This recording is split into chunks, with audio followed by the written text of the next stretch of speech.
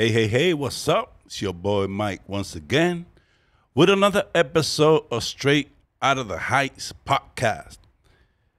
On my last episode, I ended the podcast talking about how a lot of people lost their lives on 183rd. And if you didn't either get killed and survived the 70s or got deported in the 70s, you made it into the 80s. Most of those triple OGs, old school niggas from back in the 70s, from the Savage Killers, niggas like Benji, Number 4, Juan and Jose Salcedo, the Bourbon Brothers, PH, Little Victor, Hochi, Manny from 173rd, Frankie, who later lost his life during that Wild Cowboys era. Dudes from 161st, like Juice and his brother, and that crew from 161st who later became the Royal Playboys or the Playboys. Dudes from 157th Street also hung out at that basement on 176. I remember Moreno, Henry from 161st, Juice, Chichi. Number 4 was from 161st down there.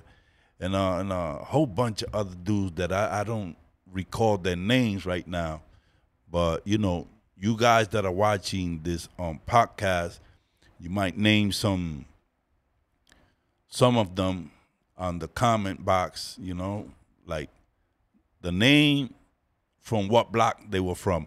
I know that most of the dudes from the Savage Killers lived between 176 to 173rd.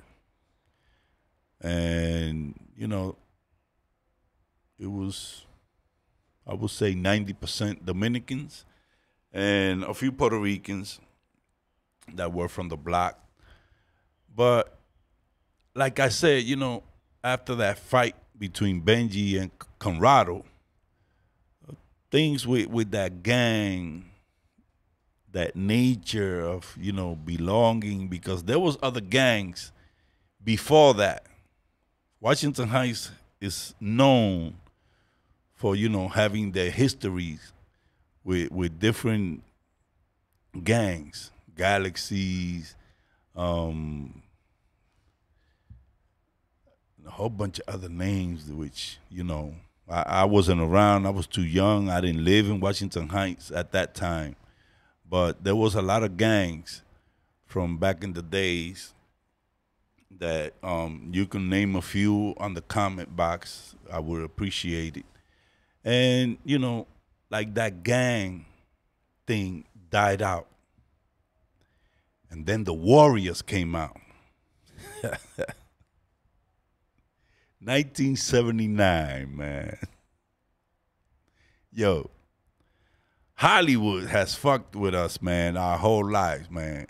Hollywood has turned our lives to every which way they wanted to. Because when the Warriors came out, now every goddamn block, every goddamn corner had a different gang, crew, with a whole bunch of different names.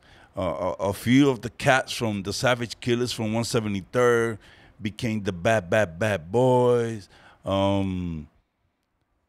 That's when the Ball Busters came out down by 137th Street. On 161st, the guys that were some from the Savage Killers became the Playboys or Uptown. They had a different name. And yo, all these crews, I remember on 175th and St. Nick, the dudes that were there, all they did was they drank beer and hung out on the church steps. Incarnation. All they did was drink beer and be pissing on the corner of the church, man.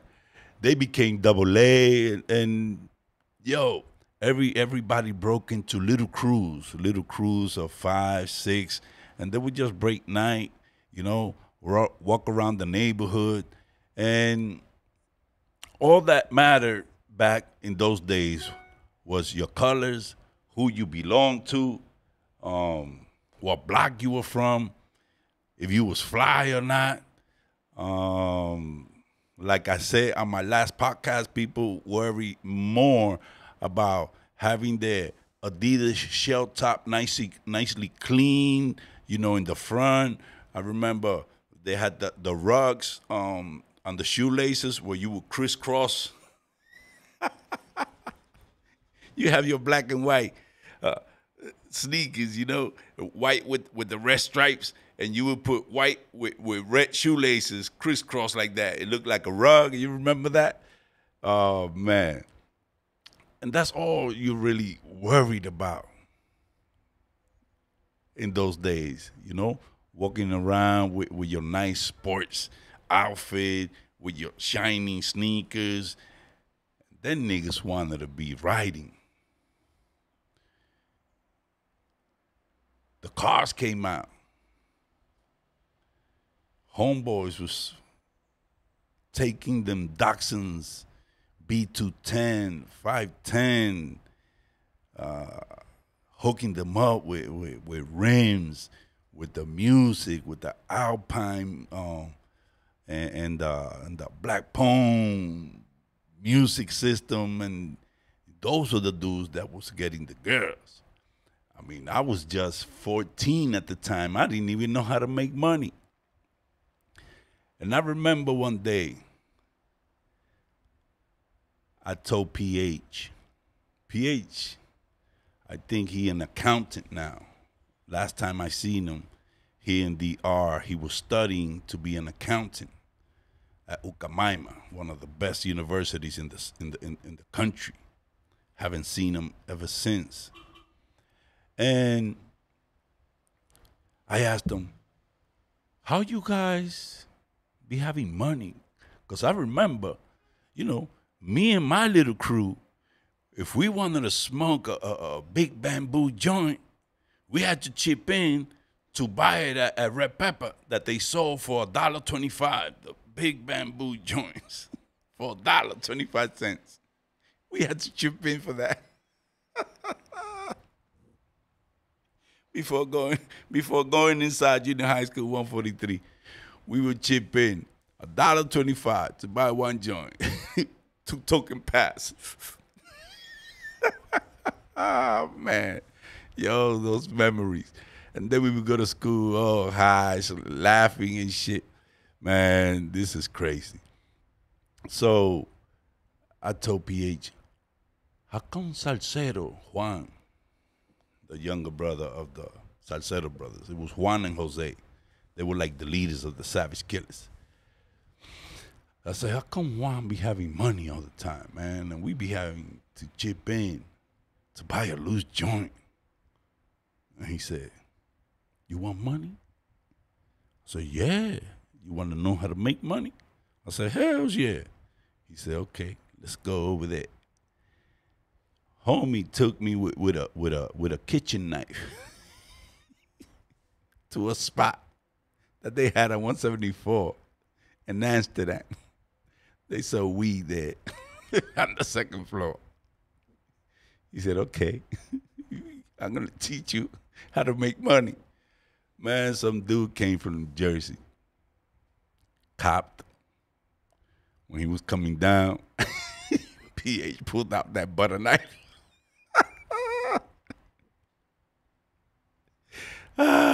This is a sticker. Y'all know what to do. He had a little gold chain, took his jacket, his weed, his money, and we took off. I was only 14, man. And he goes, I'm going to keep the chain. Here, have the money, and let's split the weed. I was like, oh, shit. My life became shambled after that.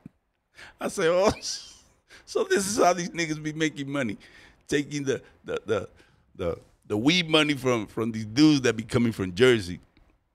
And then we started taking their bikes or whatever. Man, we couldn't see nobody go by Amsterdam, Audubon, or St. Nick on a nice Fuji or Panasonic 10-speed or 12-speed bike, man, because it was going to be taken. Believe me, if you wasn't from the neighborhood, your bike was going to be taken. And we started bugging out, you know.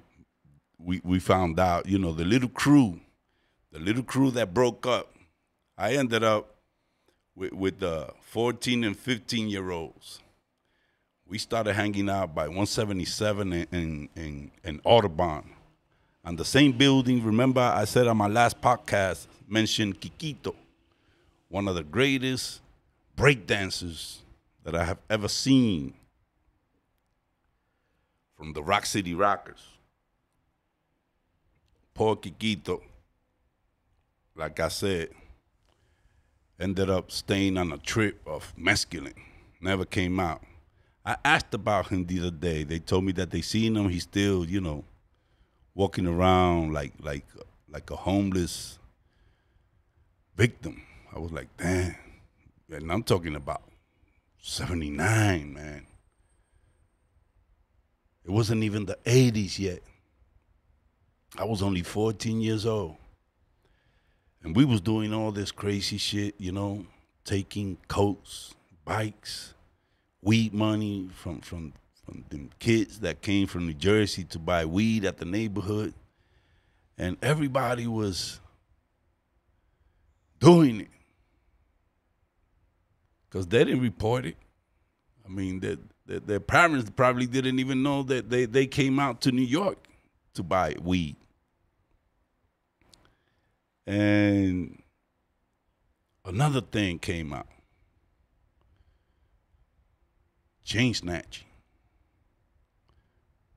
People started chain snatching all up and down St. Nick and Broadway. You couldn't walk around with a chain if you wasn't from the block. If you wasn't from the neighborhood, it was gonna be taken. And all them jewelry stores uptown made money out of that. Because they would all accept them broken chains. They would put it on the scale, tell you how much pennyweight it had, and they would buy it as gold. I don't know what they did with it, if they melted it or whatever, but everybody was making money from that chain snatching era. And soon enough, people started getting arrested. I was getting arrested way before. There was this cop that walked the beat named Sanchez, Puerto Rican cop. Man, this dude grabbed me one day. I wasn't doing nothing. I was passing a joint to somebody, and he said that I was dealing in front of the school. We were smoking. He used to walk around with a hatchet stick. The stick you would put on the hatch. He would hit you on the knee. Pop. He said, it don't hurt now. Wait till tomorrow when you start to get up.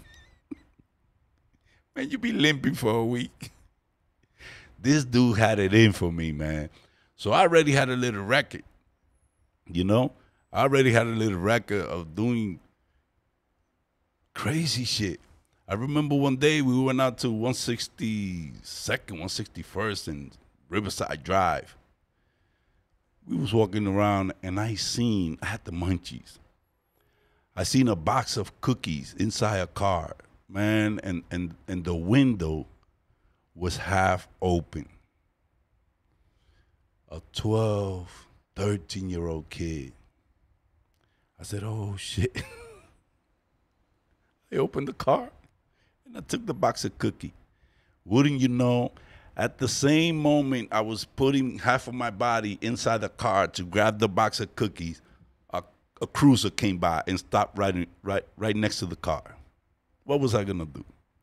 I ran for my life. I ran. I mean, it was a cheap little car. There was nothing inside, just a box of cookies. Man, they caught up to me because I was a kid. They caught up to me. When they noticed I was a kid, they took me to the precinct on 152nd in Amsterdam. They called my mom's. My mom has to go pick me up. They took me to family court. They wanted to put me in a home and all this crazy. My mom slapped the shit out of me. I remember that cop. He was running behind me. You better stop. I'm like, when you smoking weed, man, you can't run.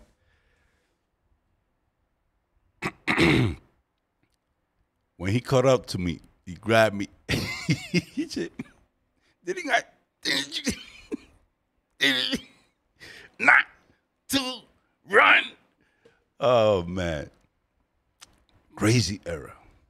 So I already had a record, man, and I started getting arrested for chain snatching, going inside people's apartments and looking for gold and music system. Man, I used to do some crazy, crazy stuff. But this is a little bit later. We're talking about 1979 when the Warriors came out. I remember I saw that shit on Times Square. I never belonged to one of those gangs. I was like, man, I was already in the Savage Killers in 77. I don't want to be part of no gang. But we had our little crew. And at the time it was Little Victor, Pirulín, Henry, Johnny Brito. I spoke to Johnny Brito the other day. And he's pretty sick, man, but he's still alive. Little Victor deported. Henry got killed on 183rd. And Pirulín, believe it or not, after his brother Piantini got killed in front of 20 de Mayo, that restaurant that was right in front of Riviera Funeral Home, he got killed on a fight. Somebody stabbed him in the neck or something like that. He bled to death. And Pirulín life changed around. I spoke to him a while back. He left the streets after his brother got killed, and up to this day, he never got arrested. I think he works for Pepsi or for Coca-Cola or something. He's doing good, lives out in New Jersey, got a big family with a girl from the block from 172nd. And believe it or not, man, a lot of people, took the right road. Unfortunately, I wasn't one of them. I kept on being a knucklehead. And then hip-hop came out. Hip-hop came out. I remember, man, the first hip-hop song on the radio. It wasn't even Rapper's Delight. It wasn't Rapper's Delight, man. I don't remember exactly the group, but I'm going to make sure that on this video, I post the video of the first rap song that came out on the radio. Fatback Band or something like that. It was a band that played like funk, but they did this rap on it. And that was the first rap that came out. Then came out Rapper's Delight. But we already knew about rap before that, because there was rappers from the Bronx that was doing jams on the parks. And when that came out, oh, shit. A lot of things changed, because we went from chamaquitos riding around on Fuji, Panasonic bikes, and things of that nature, into not being satisfied with having a nickel bag, we got introduced to another thing. And that other thing is that white powder. I remember that we thought we was big shots if we was able to walk around with a fresh pair of sneakers, fresh getup. We used to wear a lot of sports, Adidas suits, and stuff like that. Have your weed and be able to go to 163rd between St. Nick and Broadway. They called that Vietnam back in those days. And if you was the type of nigga that could have $50 worth, half a gram at the time, in your pocket, on the aluminum foil, or on a dollar bill, and you could open that up in front of people, people thought you was big time. And we, as 15-year-olds, started living that life of being able to buy sneakers, to have some blow, to have some weed, walk around with a Colt 45 or 40 ounce OE. You thought you had the world in your hands, and we was doing nothing but opening up or going into a never-ending road of destruction. Because then this other dude that was much older than us said, "You niggas is wasting money." And we was like, "How? Why?" He said, "Because you're sniffing that blow. And this is the real way for you to, really get high." And he introduced us into that speedball. Cocaine with heroin. Oh, man. If shit was bad before then, with the gangs, with the chain snatching, with the bike stealing, with taking coats from them kids that came from Jersey to buy weed. Another thing was car radios, those BMWs, and then black phones. People would, man. If you was a doctor with a BMW back in those days, you couldn't leave your radio inside your car. They started selling after that. They started selling radios that you could slip out and take it home with you. Because if you left your BMW car in the streets, no matter where in New York City, that was going to be taken. That was going to be taken. Black Pone, BMW radio. Oh, shit. And the big boombox. The big boombox came out in the 70s. I remember the first boombox that I seen was a JBC with a big-ass speaker and a little one on the side. Look at this picture. But then when hip-hop came out, oh, man, Sharp, Panasonic, all these companies started coming out with these big-ass radios, and we would walk around in shorts in the summertime with no shirt on. Big-ass radio on our shoulder. Thinking we was gangsta boogie, you know what I'm saying? Listening to all this hip-hop that, oh, man, the 80s was crazy. But it was a time of music, and it was a time of being fly until we started fucking with that dope. I'm talking about my crew now. I'm not saying the whole Washington Heights. But things got out of hand when niggas, got used to smoking weed and nothing happened. People started cooking up, smoking bass. Crack wasn't even out yet. Free basing, sniffing dope, Diablito, Bazooka. Oh man, on and on. Quaaludes, mescalines from Jew Park.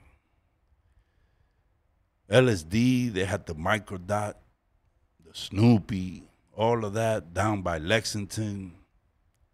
Angel Dust. You get that 125th in Harlem. Man, people went from dancing, the hustle, to breakdancing into a life of total corruption in the drug game. We ain't even getting to the part when Washington Heights became the drug capital of the world, of the United States, I would say. Because that's where all them shits ended up, man. And that's where everybody came to get theirs. But that's a little bit later on. Right now, we're talking about 1980. 163rd was called Vietnam. Everybody was hustling, selling dimes, 20s, half, grams, and all that crazy shit. We would all be hanging out at High Bridge, thinking we was high power boogie. And we was nothing but fools. What can I say, man? It's part of history. It happened. If you ask people right now if they regret, what they lived, they're going to say, no, I lived it.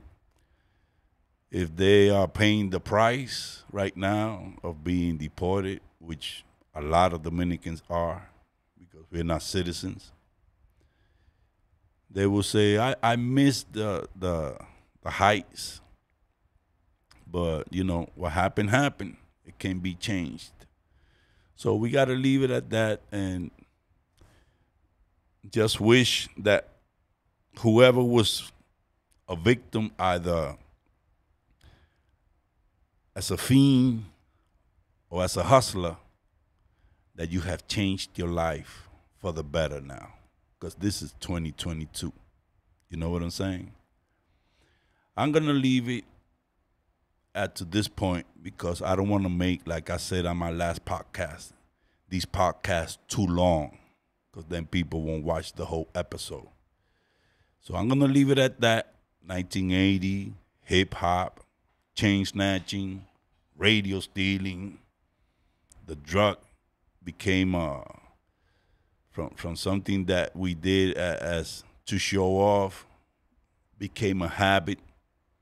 I remember I got hooked without knowing, because with that dope, man, all you need to do is get high 3 days straight.